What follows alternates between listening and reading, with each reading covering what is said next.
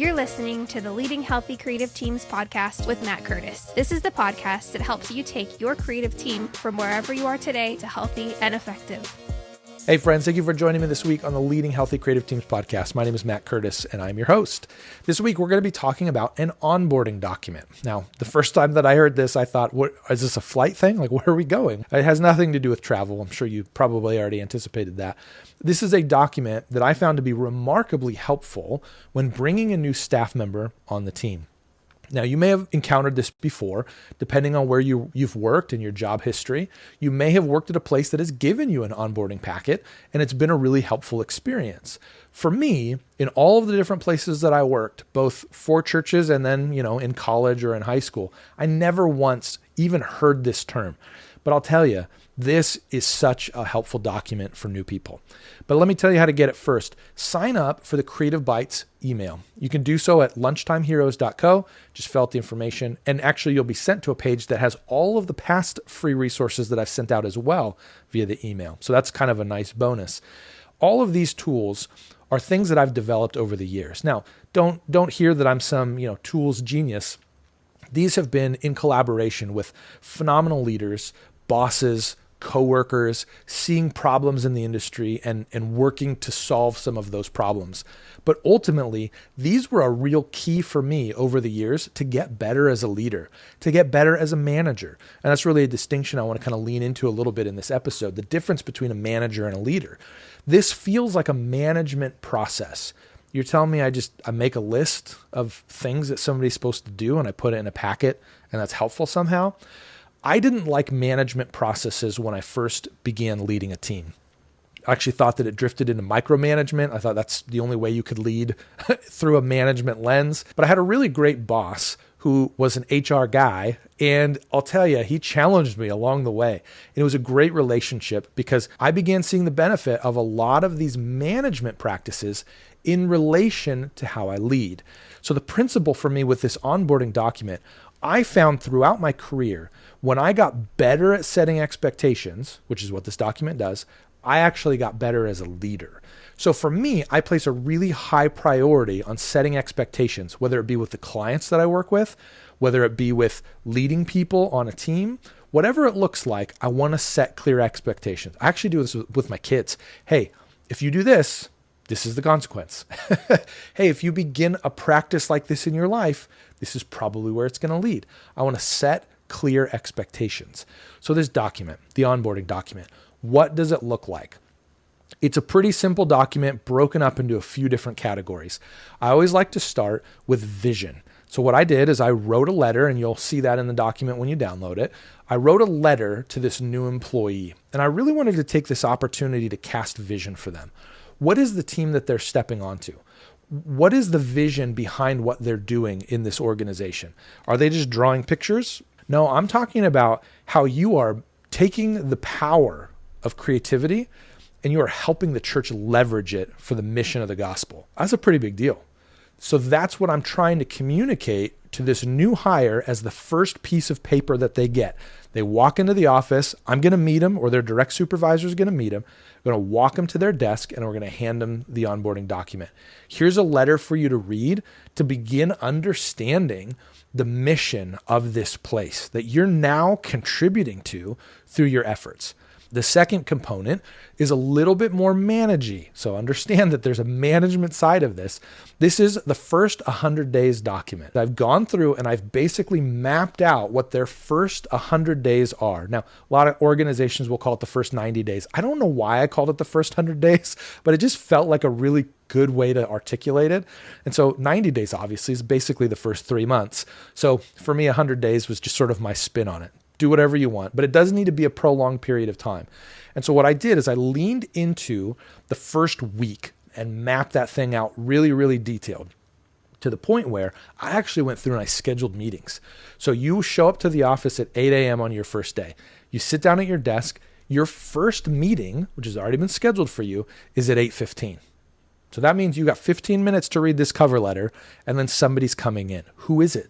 For us, it was the IT department. They're going to come in. They're going to make sure that your computer's set up. They're going to make sure that everything is where it needs to be, that you have a login, that you have the software installed that you need installed. So for creative, we use the Adobe suite. And so you're going to have the Adobe suite set up on your machine. If you use Affinity, if you use Canva, whatever it is, you show them how to either sign in or create a new password, whatever your process is. We want to get that going right out of the gate.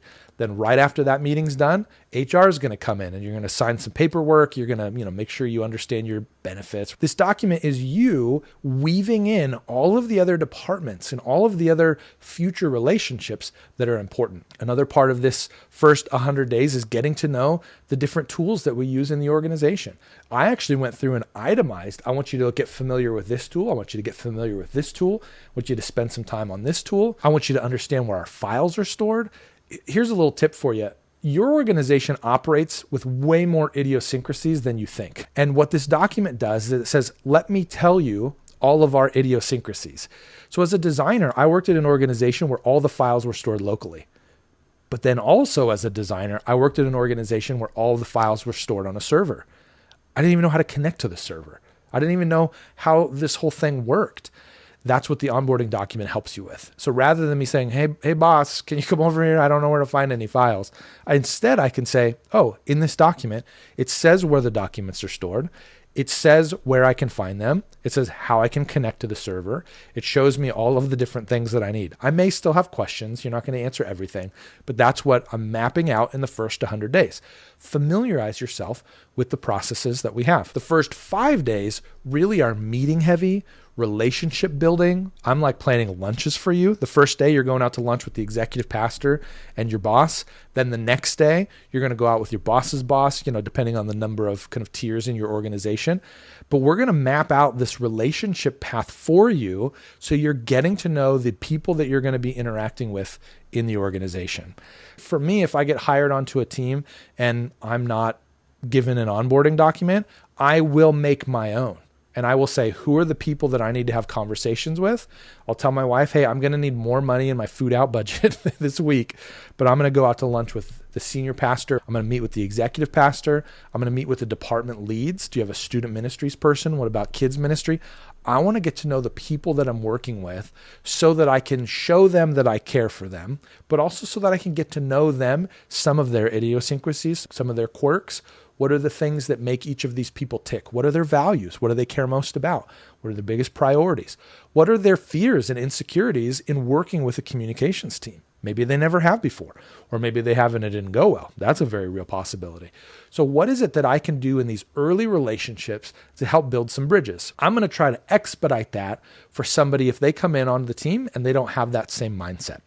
So that is what the first 5 days are focused on. And then the first 100 days, or I guess the next 90, I call it day 6+ in the document, I'm really focusing on larger projects that need to get accomplished.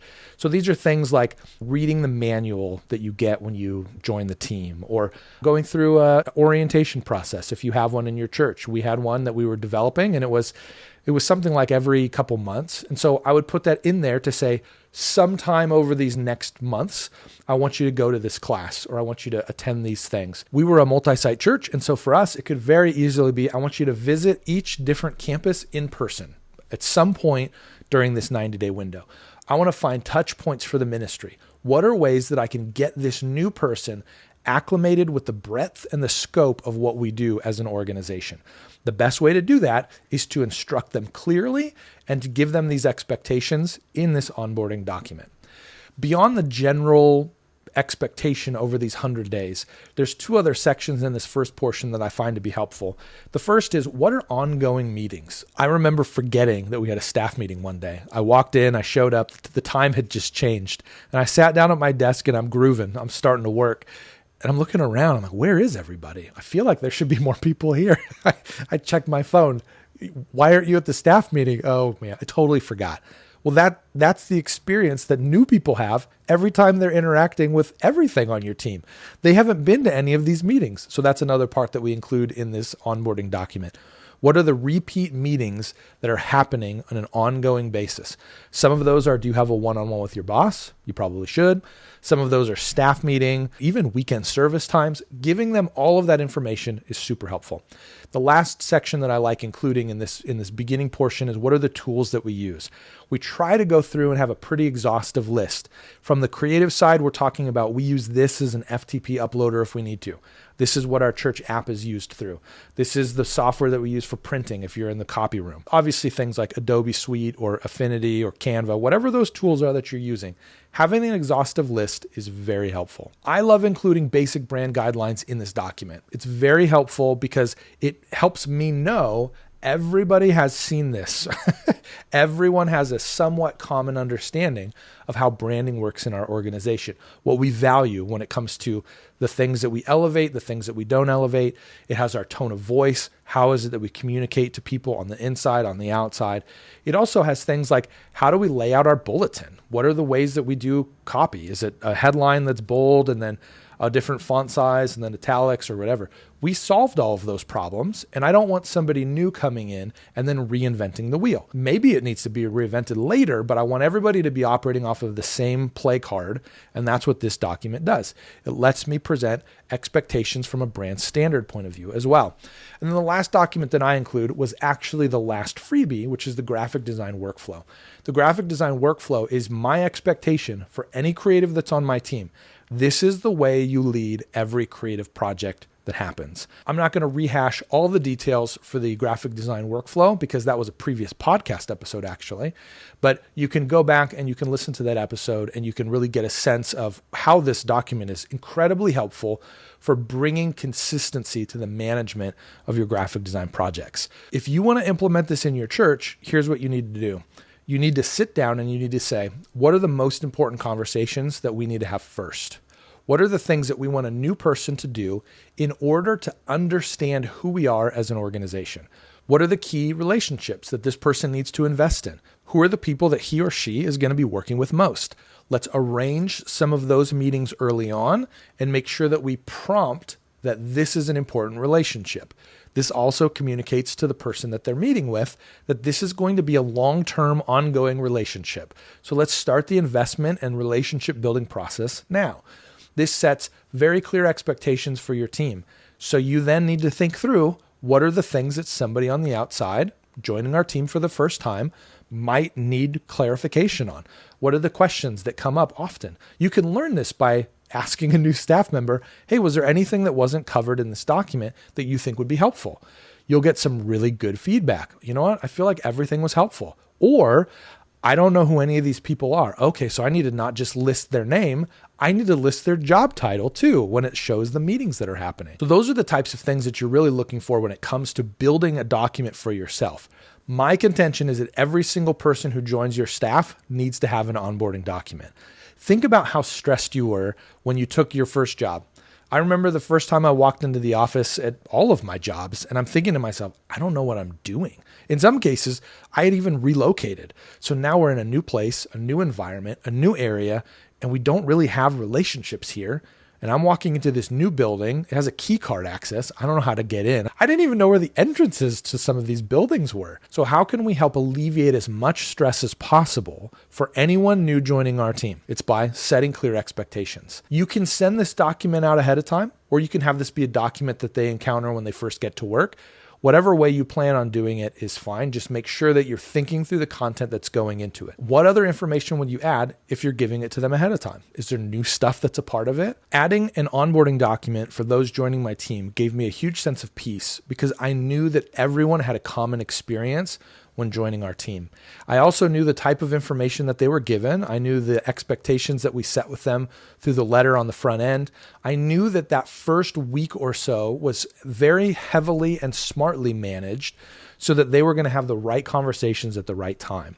It doesn't guarantee that you're going to have a great experience with every employee, but what it does is it makes their experience better on the front end, and it lets you operate off of a common understanding, which is huge if things aren't going the right way. For bonus points, think through other ways that a new person on your team can belong more quickly. Maybe it's swag, maybe it's a shirt or a mug with the church logo on it.